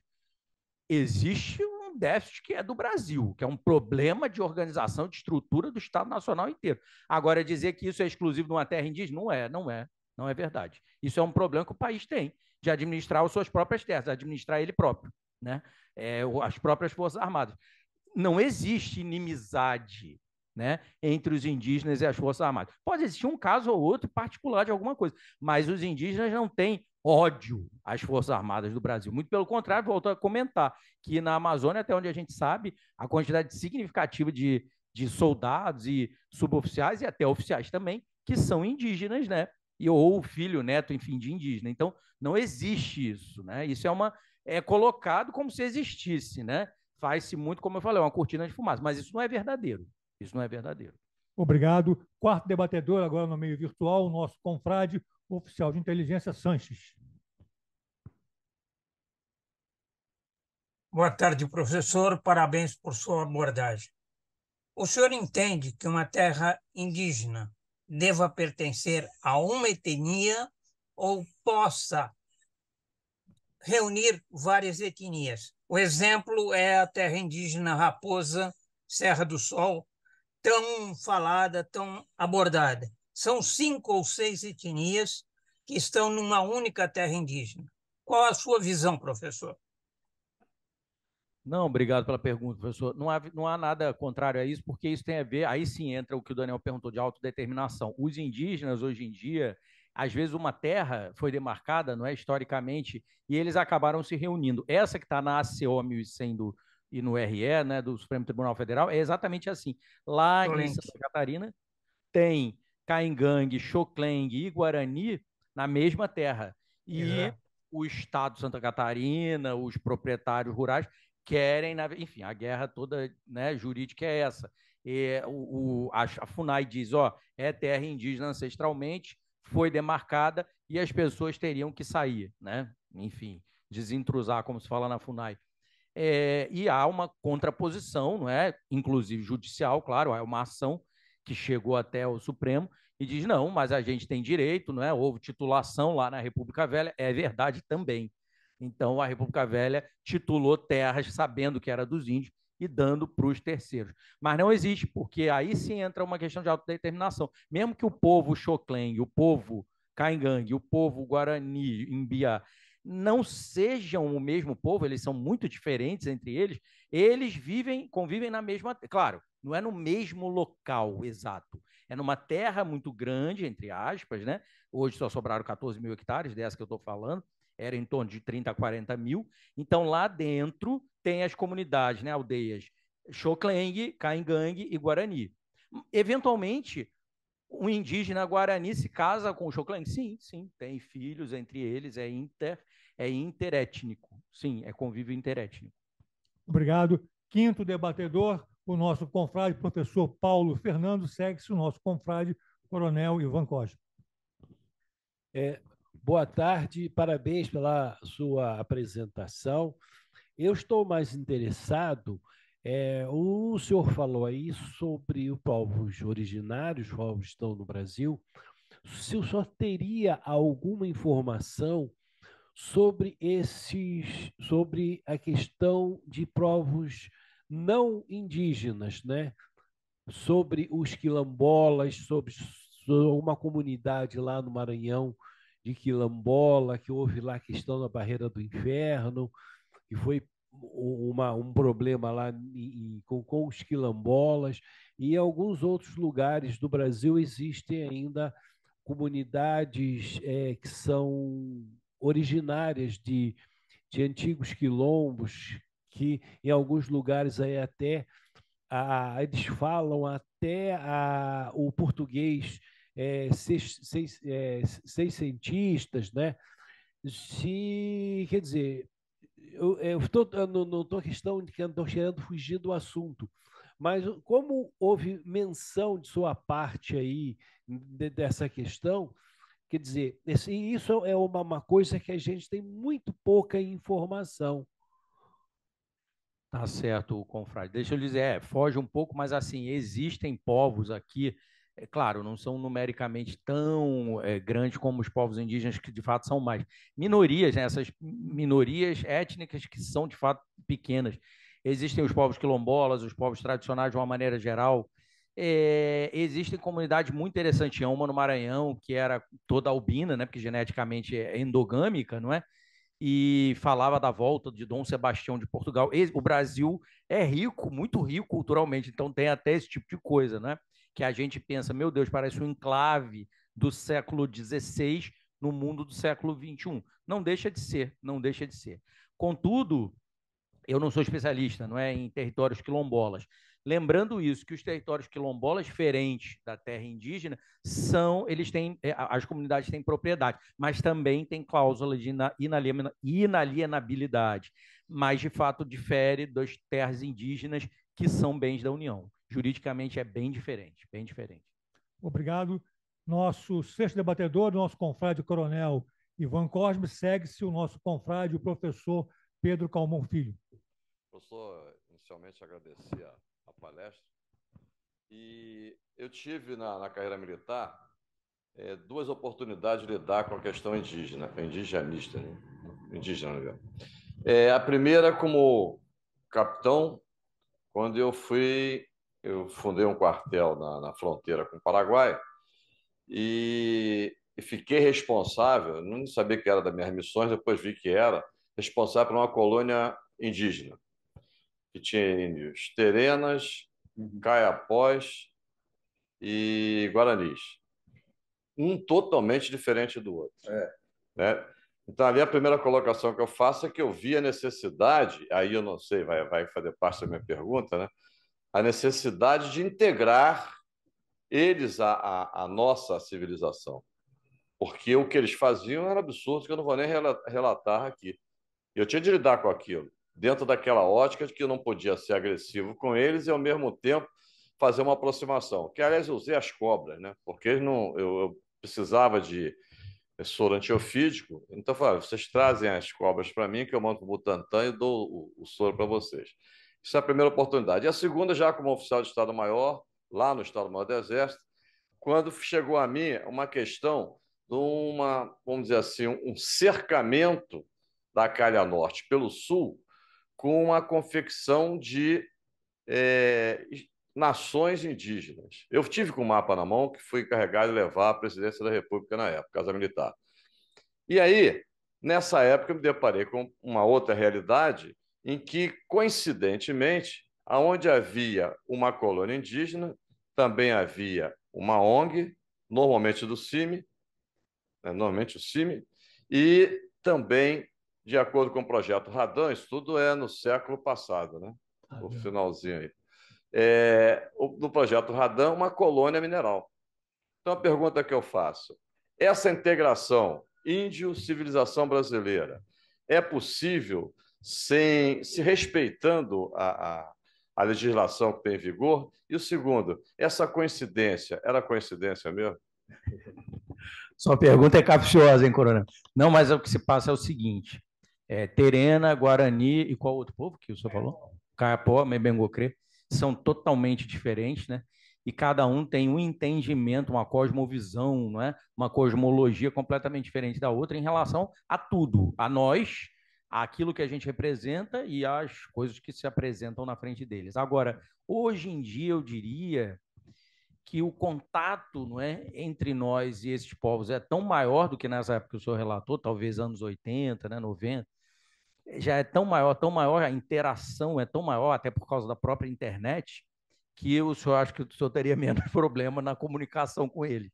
Agora, a integração deles no Brasil, aquilo que chama integrar na comunhão nacional, como está escrito no próprio Estatuto do Índio, como a gente chama a lei, né, 6.001 de 73, não é o desejo deles, não é o desejo deles em serem integrados de uma maneira que eles percam a identidade étnica. Isso eles não querem. Isso eles temem e não formulam, não apoiam, não querem. Querem continuar falando a língua e dizer, agora, que cada um desses povos vê de uma dada maneira, vai se articular de um dado jeito com as autoridades locais, municipais, estaduais e as autoridades militares, isso é fato. Os Terena, por exemplo, eles têm um nível de articulação institucional muito maior. Os Terena são muito mais, tanto que são justamente, eram, né, podem ser acusados, até na literatura existe esse registro, pelos outros indígenas de quererem se embranquecer e tal, quando não é bem isso. Eles, na verdade, querem se integrar de uma dada forma, sem perder a sua origem, a sua cultura ancestral, mas, de fato, tendo um nível de articulação muito maior.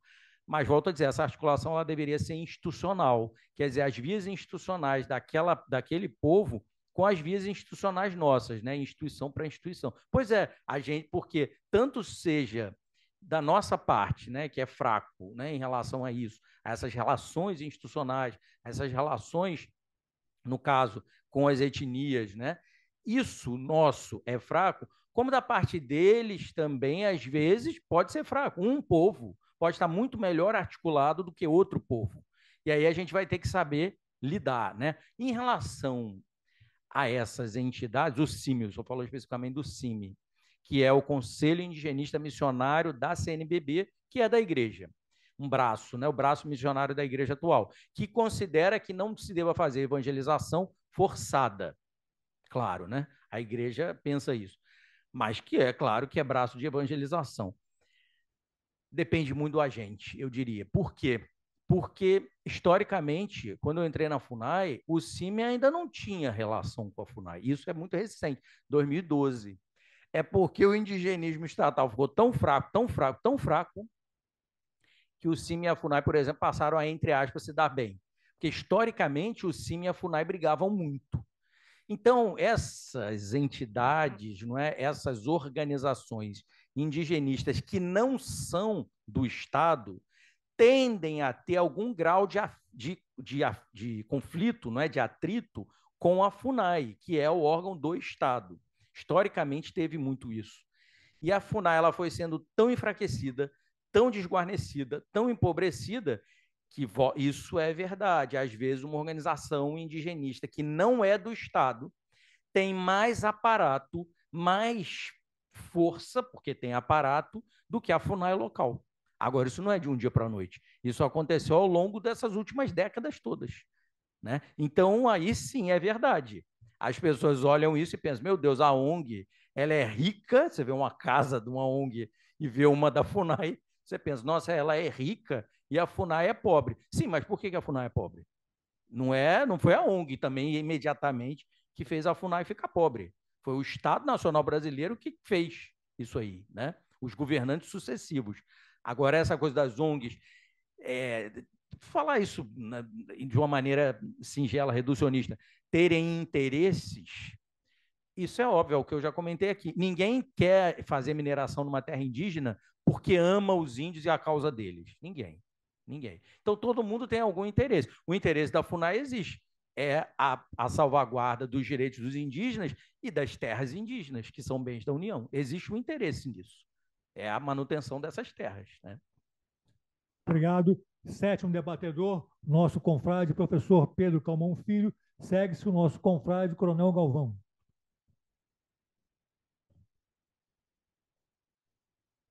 Em primeiro lugar, meus parabéns ao nosso conferencista, que demonstrou conhecimento não só prático, mas também jurídico, ao mencionar a questão do domínio da terra.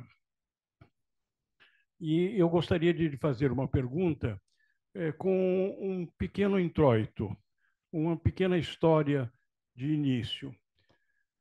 Na década de 70, eu estive em São Luís do Maranhão, tratando do Trade Daring, aquele famoso navio que teve um problema com a Vale do Rio Doce, em carregamento, e tive a oportunidade de conversar largamente, várias vezes, com o juiz federal. E esse juiz federal, numa das reuniões, me apresentou um problema interessante que ele estava sofrendo. E diz, olha, eu estou sofrendo aqui um problema. Eu não posso entrar na terra indígena, ele tinha uma reserva indígena, porque a Constituição me proíbe. Eu não posso mandar a polícia na terra indígena. No entanto, o chefe de polícia que me visitou me disse que os índios estão plantando marihuana, maconha. Eles estão plantando maconha e vendendo a maconha. Então, o que eu posso fazer? Então, a pergunta é exatamente essa para Vossa Excelência. O que o juiz pode fazer num caso dessa natureza em que os silvícolas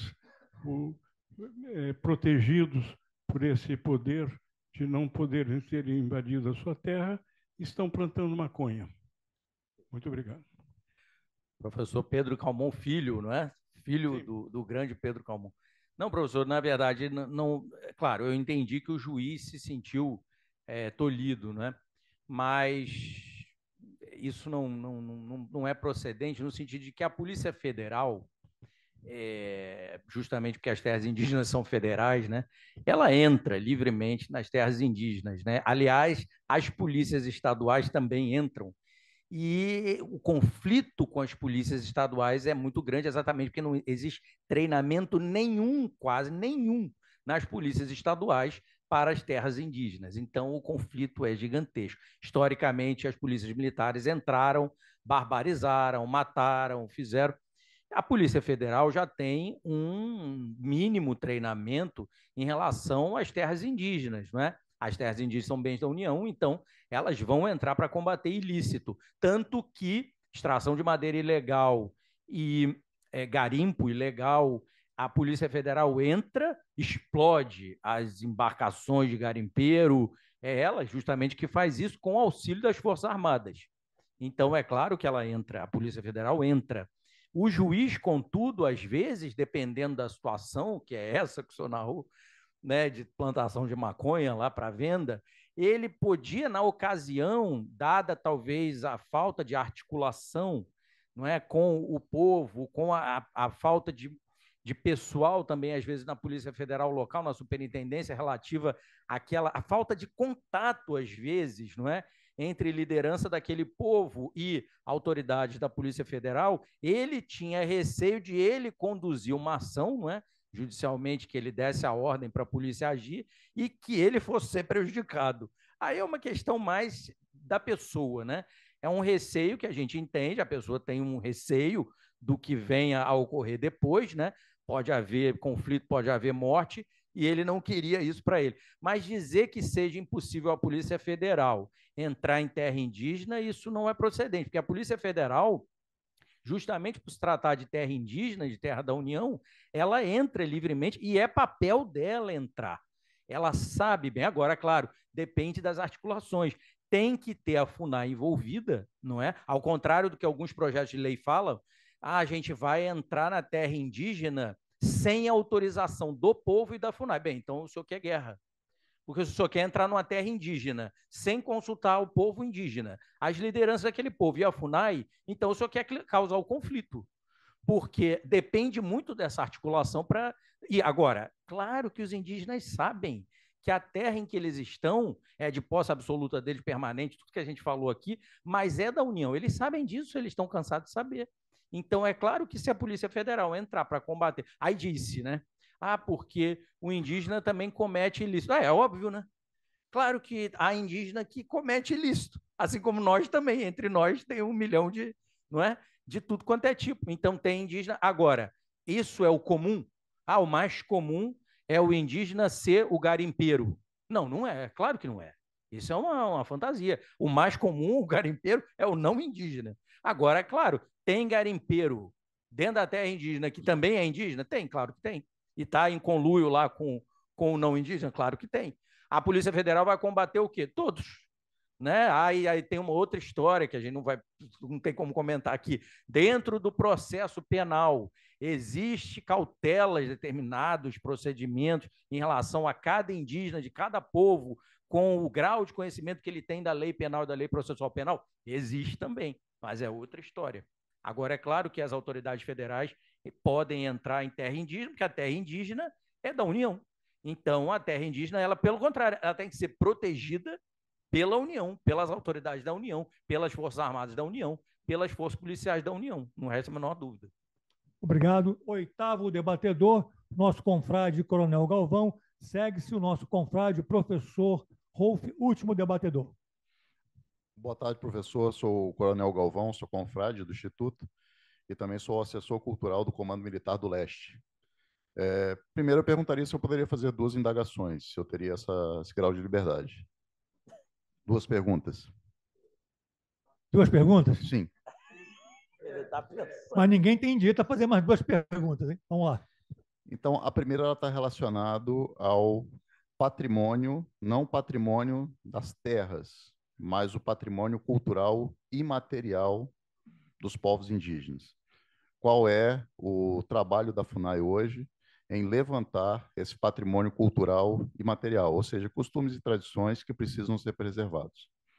E a segunda pergunta é sobre a extração do subsolo, de material do subsolo das terras indígenas. Porque, de acordo com o entendimento que eu tive a oportunidade de lidar com uma situação em 2017, nenhum recurso mineral poderia ser extraído das terras indígenas. E aí a gente não fala só de ouro, de nióbio, mas fala também do cascalho. E o cascalho é essencial para algumas obras dentro das terras indígenas, como reparo de estradas, encontro de pontes. E quando eu não posso retirar esse material, se não sem autorização do Congresso, esse é o entendimento que se tinha à época, o custo para o país ele se torna muito maior, porque eu tenho que puxar de fora da terra indígena, muitas vezes mais de 100 ou 120 quilômetros, esse material poderia ser retirado da própria terra indígena em prol da própria comunidade indígena. Então, a pergunta é, primeiro, sobre patrimônio imaterial e a segunda, sobre a extração de recursos minerais em terras indígenas. Muito obrigado. Obrigado, confrade. Bom, em relação ao patrimônio imaterial, assim como também o material, né? Claro, a FUNAI ter uma preocupação sobre esse aspecto, o aspecto cultural é perene, né, nos indigenistas. Mas dizer que, por exemplo, né, existe o IFAM, né, órgão autarquia federal de patrimônio, não é? Dizer que a FUNAI tenha um nível absurdo, né, de conexão, de articulação institucional com o IFAM para cuidar especificamente disso, eu estaria mentindo, porque não existe esse nível, não é, muito alto de articulação para que esse tipo de coisa seja dentro da FUNAI muito cuidada. Por exemplo, existia, quando eu entrei na FUNAI, órgão, volto a dizer, completamente depauperado, tinha uma coisa chamada Artíndia, que era dentro da própria FUNAI, lá embaixo, uma loja que vendia e, portanto, desaguava, né, material que era produzido nas aldeias, artesanato indígena, não é? E isso foi extinto, porque se dizia que dava muito problema administrativo, financeiro com os povos envolvidos, enfim. Agora, o que é engraçado, né, é que extinguiram, mas não fizeram alguma coisa no lugar, né? Então, esse problema da política pública no Brasil, que é o eterno recomeço, você suspende o que tem, depois não coloca alguma coisa no lugar, não viabiliza as coisas. Né? Então, existe uma dificuldade que é estrutural. A FUNAI é um órgão hoje que só tem 1.200 servidores no Brasil inteiro, servidores efetivos. Então, todo mundo consegue identificar que uma Câmara Municipal ou uma Assembleia Legislativa tem muito mais servidor do que a FUNAI. Então, a gente é nítido que há uma dificuldade institucional porque há carência, né? Há precariedade. Agora, no segundo ponto, em relação à extração de minério, portanto, mineração em terras indígenas, se eu falar como cidadão brasileiro, né, e não como indigenista da FUNAI, eu diria que, sem dúvida, os povos indígenas cada vez mais vão ser chamados, e vão ser chamados a, de fato, conversarem com o governo, não é? Os governos, mas, obviamente, o governo federal, não é? Em primeiríssimo lugar e antes de tudo, não é? Em relação a essa mineração, a como ela vai se dar, se ela vai se dar de alguma maneira, de que maneira, como que serão as consultas aos povos. Por que eu digo isso? Desenvolvimentista no Brasil independe de ser de direita ou esquerda. Né? A presidenta Dilma Rousseff era extremamente desenvolvimentista. E eu estou falando isso no sentido de que, aí sim, convivendo, né, dentro da FUNAI com os indígenas e tal, como eles pensam, cada um tem uma forma de encarar isso. Eles não têm uma unanimidade entre eles. Então, de fato, vai ter povo, comunidade, que vai negociar em alguma medida, esse tipo de coisa, que é a entrada na terra deles, não é? Enfim, de cavadeira, de tudo que a gente sabe que é uma espécie, se a gente se colocar no lugar deles, uma espécie de inferno, né? Que você está dentro da sua comunidade, vivendo lá como você quer, e de repente vai entrar uma vida em nome da mineração, do garimpo, que vai destruir, não é? Como já acontece com qualquer atividade produtiva que é industrial. Qualquer atividade produtiva industrial não entra lá levemente, né? Não faz uma coisa light, né? E o Coronel Bel não vai gostar que eu use light. Leve, e você chega e conversa com os peixinhos. Não, não é nada disso. Quando você entra com uma atividade produtiva industrial, é em escala industrial, e, portanto, você vai destruir aquilo que for necessário destruir para obter aquilo que você deseja, que é o lucro, né? Então, como que cada povo indígena vai reagir a isso é uma incógnita, porque há povos indígenas que eles mesmos são a favor do arrendamento da terra deles, eles arrendam a terra e são produtores rurais e querem ser. E provavelmente um povo desse, se tivesse minério ali, ele soubesse, ele também ia querer a mineração. Aí existem antropólogos que falam, todo povo também tem direito à autodestruição, ao suicídio. E não é, quer dizer, não, eu acho que toda posição ultra radical esconde alguma outra coisa também, né? Eu acho que, na verdade, e eu não estou falando aqui que eu sou a favor, se me perguntar isso, eu vou dizer, olha, eu nem tenho uma opinião técnica mesmo, formada, absoluta, sobre mineração de terra indígena. Nunca me deram isso para analisar na FUNAI, né? Então, eu nem tenho uma opinião técnica absoluta formada sobre mineração em terra indígena. O que eu diria é, sem dúvida, eu vejo com maus olhos esse nível de destruição que vai alcançar uma terra se entrar uma indústria mineral lá, sem dúvida, né? Agora, eu também entendo que na autodeterminação, na autonomia que os povos têm, autodeterminação nesse sentido, né? Não no sentido, aliás, a gente nem acabou comentando, não no sentido de ser Estado plurinacional. A Bolívia tem 62% da população que é indígena, não é? No Brasil é em torno de 1%. Então, nós não teremos esse Estado plurinacional no Brasil e também não teremos nações indígenas no sentido de Estados nacionais. Nós não teremos isso. Agora, que o povo tem direito de dizer, olha, aqui na minha terra a gente não quer mineração, e o outro tem direito de dizer, aqui na minha terra a gente quer, isso é claro. Eu concordo que todos tenham direito. Claro. Obrigado. Nono e último debatedor, o professor, nosso confrade Hoff.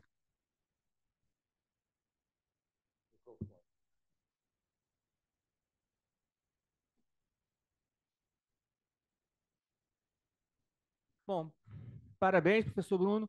e era matéria para várias sessões. Então, eu vou me disciplinar, porque tem vários temas que a gente pode abordar a partir daí. Fica a sugestão de volta para abordar aspectos diferenciados desse tema. Eu vou me fixar apenas em questão conceitual. Né? Quer dizer, foram apresentados 3 conceitos aqui, que, no fim, o que eu penso não é uma questão tanto de anacronismo, mas é uma questão de militância ideológica deles, que é o conceito de indígena, o conceito de genocídio e de originário. Indígena e índio, no frigir dos ovos é a mesma coisa, porque indígena é aquele que descende do índio. Etimologicamente falando, né? É descende do índio. Então, nasceu do índio, né? Índio, genos, então que mantém o mesmo horizonte.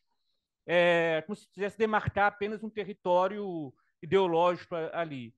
A questão de genocídio, ela especificamente quando se tem o desejo, o objetivo de exterminar com um povo. Não é? Quer dizer, então, muitas vezes a questão de genocídio, quando ela é utilizada militantemente, vai na coisa de que o fato de a mestiçagem ser um ato de genocídio.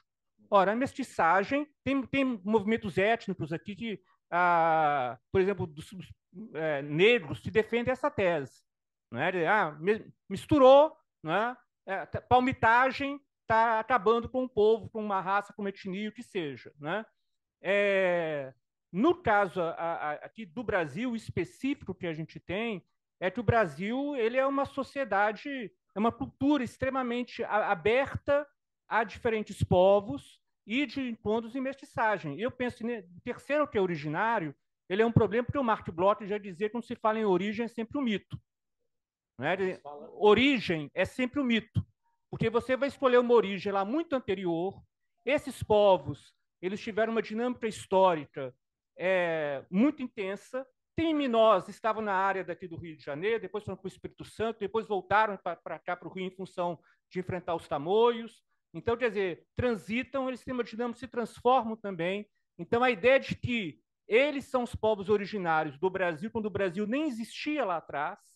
Então, originário, rigorosamente falando, históricos, seriam não só os índios, como os africanos, como os europeus, e eu vou dizer mais, no caso do Brasil, para a gente respeitar essa questão cultural dinâmica, General Ikeda você vai falar do japonês há pouco tempo atrás. O Brasil continua um povo aberto e se recriando continuamente.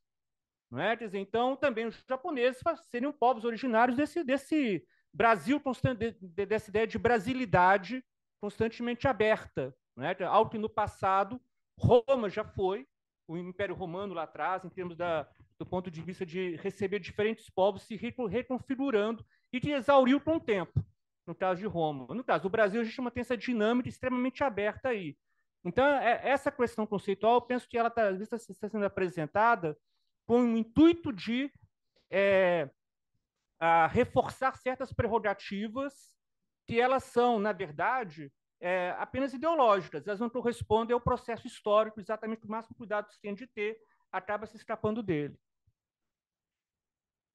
Posso responder, Crono? Perfeito, boas colocações.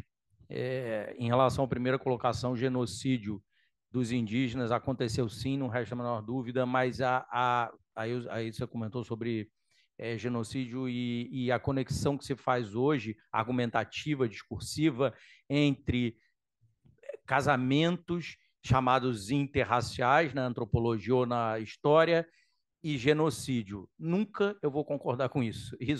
Eu sou genealogista, além de historiador, advogado, nunca vão me convencer, nenhuma dessas leituras que eu tive, que a pessoa, não é, até porque eu conheço a história genealógica, seja minha, seja de outras pessoas, que a pessoa lá no passado, ela estava tendo relações, e ainda mais tinha as relações maritais, as relações extraconjugais, e ela estava querendo cometer genocídio de um povo, casando com a pessoa. Olha, uma coisa as pessoas idealizam muito, porque história, para você falar de história, você tem que ter um cabedal considerável, né? Então, não adianta muito fugir muito disso. E as pessoas, eu acho que elas projetam tudo no passado, né? Elas projetam o que elas estão aqui pensando. Nós, historiadores, a nós não é dado esse tipo de regalia, digamos assim, de sair cometendo anacronismo o tempo inteiro. Mas as pessoas que não são historiadoras, elas podem livremente fazer isso, até porque é discursivo e é político. Quando um povo indígena diz que ele é, aí entra já na segunda questão, que é uma questão terminológica e vocabular, né? Ele diz que é originário, ele está se baseando nesses direitos originários que o ministro João Mendes falava. E ele está dizendo o seguinte: o direito à terra que eu ocupo é um direito originário e congênito, que são as palavras do ministro João Mendes. Então, ele passa, uma vez que ele entende que o direito é originário e é verdade, o direito à ocupação, o direito àquela terra é originário, não depende da titulação, não depende de registro cartorário. Então, ele entende o seguinte: então, eu sou um povo originário, mas claro que na sua acepção, todo povo é originário de outros povos, né? Claro, isso é óbvio. Então, uma coisa é a argumentação política, a gente tem que saber diferir. Não é uma questão de conceituação histórica, jurídica, antropológica, não é. Quando o povo indígena diz eu sou um povo originário, ele está dizendo eu sou o povo que originariamente tem direito a essa terra aqui. Porque o ministro João Mendes, de fato, disse isso, e isso entrou no direito constitucional brasileiro, então isso tem que ser acatado. É, portanto, uma argumentação política e é válida. A gente não está entrando, eles não estão falando isso de um ponto de vista acadêmico, estrito sensu, defendendo uma tese de que somente o povo Yanomami, não é originário de todo o estado de Roraima, digamos assim. Porque isso não teria cabimento. Se você colocar uma unidade administrativa, uma jurisdição e essa história, não é? A gente vai ver que ali tem outros povos, né? Então, povo originário é uma expressão do movimento indígena, derivada da expressão do ministro João Mendes, portanto, mendesiana, como eu digo, o indigenato mendesiano, que é direitos originários das terras que ocupam. É disso que vem.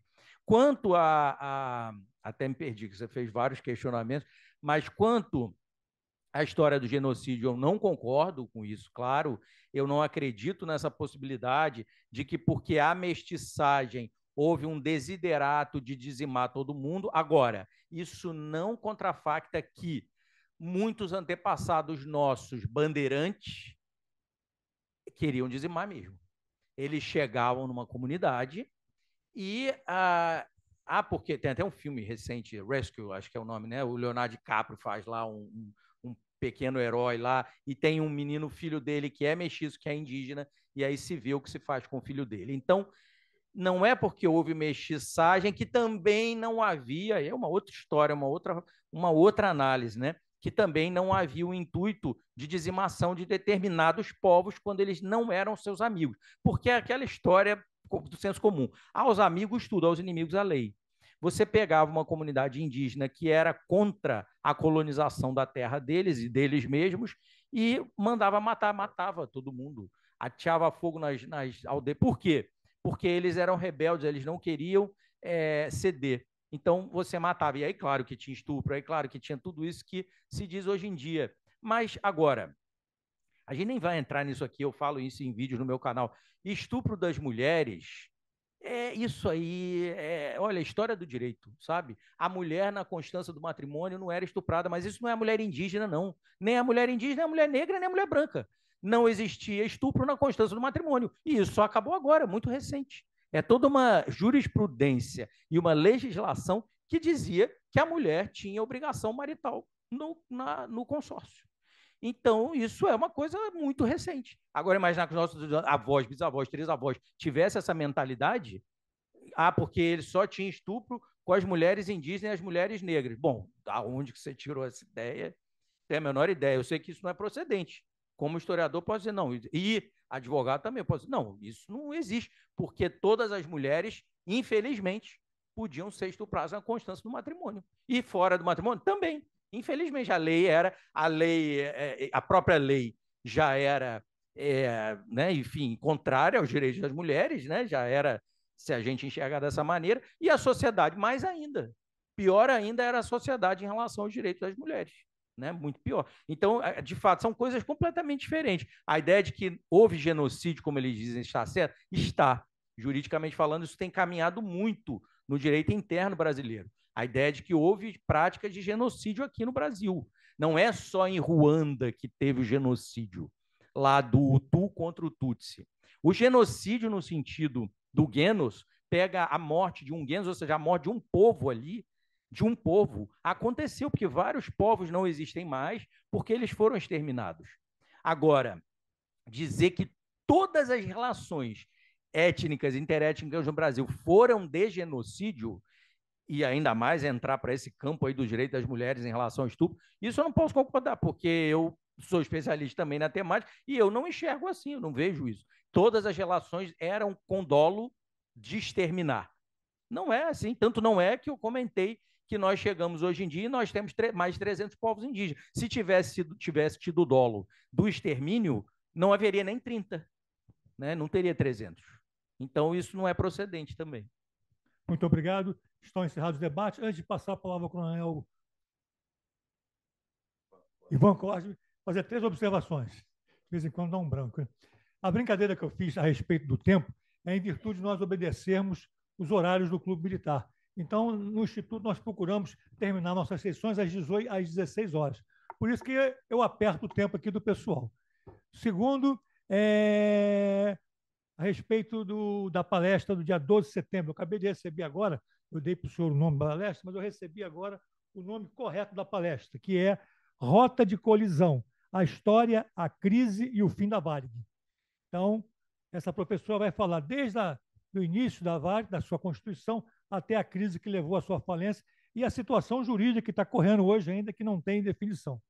E, por último, uma experiência, professor. Quando eu servi em Manaus, nós fomos fazer uma inspeção em Boa Vista, região militar. Na época não tinha voo da FAB e o custo de uma passagem era muito caro. Nós éramos 20 oficiais. Então a decisão foi alugar um ônibus civil. E no meio da estrada, quando chegamos perto da terra Yanomami, havia um posto da polícia, não lembro se era federal ou estadual, e eu era cônomo da viagem e fui receber a missão de descer para conversar com eles.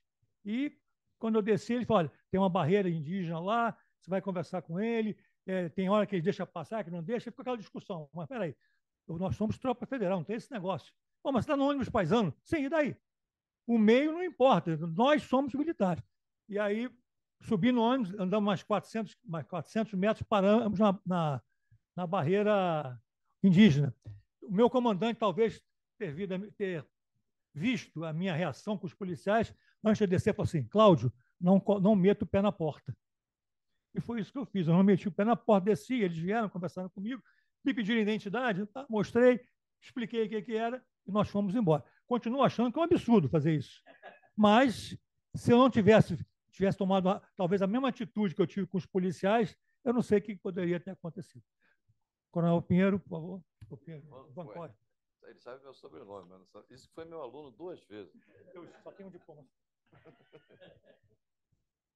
Bom, em nome do Clube Militar, em nome do Instituto de Geografia e História Militar do Brasil, nós só temos a agradecer. Né? Esse assunto que foge normalmente ao nosso dia a dia, a gente acaba vendo com o passar da sua exposição que é fundamental para o bem viver da nossa população. Porque, mesmo que talvez alguns indígenas não reconheçam, eles são brasileiros como nós. Né? E chegaram aqui antes, como todo mundo já sabe disso. Então, eu agradeço tremendamente, em nome do clube, a gentileza de ter nos proporcionado essa tarde, meia tarde, de cultura, de conhecimento normalmente não facilmente disponibilizado. E queria pedir o general Ikeda, por favor, fazer a entrega em nome do clube do diploma. Professor, eu gostaria de agradecer em nome do nosso presidente, Jean Albergo, não sei, já saiu, porque acho que lá é à noite, né? Parece que está à noite lá, já estava tarde da noite. Então, eu gostaria de agradecer em nome do Jean Albergo, em nome de todos os presentes aqui, dos confrades, pela essa belíssima apresentação, aprendi bastante. Perguntas, a gente tem os montes, né? Ia ficar realmente aqui o dia inteiro, talvez até amanhã. Mas é um assunto que nos motiva, porque nós temos um país gigantesco e onde encontramos aqui em 1500 vários povos indígenas, né? Então, de qualquer forma, são brasileiros, como todos nós, têm todos os seus direitos, e eu diria que também me tirou muitas dúvidas, ainda persistem outras dúvidas, mas gostaria de agradecer muito em nome de todos aqui e solicitamos também uma salva de palmas ao nosso palestrante.